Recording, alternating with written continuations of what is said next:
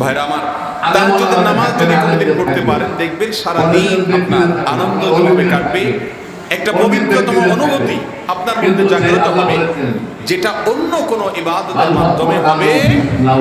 তাহাজ্জুদ পড়ার পরে আপনি দিনে বের হয়েছেন, কোনো বিপদ হয়েছে, সুবিধা অসুবিধা হয়েছে, সঙ্গে সঙ্গে আপনার মনে হবে আমি তো ভোর রাত্রে মালিকের সাথে কথা বলেছিলাম, মালিকের সাথে আমার একটা একান্ত সম্পর্ক আছে যেটা সবাই নেই। সবাই যখন ঘুমিয়েছিল তখন আমি মালিকের সাথে একটা বিশেষ আলাপ করেছিলাম, তার সাথে আমার একটা স্পেশাল সম্পর্ক আছে, একটা স্পেশাল রিলেশন আছে। আমি তার খাস বান্দা, ইবাদুর রহমান, রহমানের বান্দা, কারণ আমি তাহাজ্জুদ পড়েছি।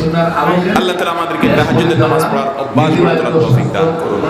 এই আয়াত থেকে বোঝা গেল আল্লাহর প্রিয় বান্দা হতে হলে, রহমানের বান্দা হতে হলে তাহাজ্জুদ পড়তে হবে। তাহলে তো পাঁচ ওয়াক্তের ব্যাপারে খুব বেশি গুরুত্ব না দিলেও চলবে, তাই না?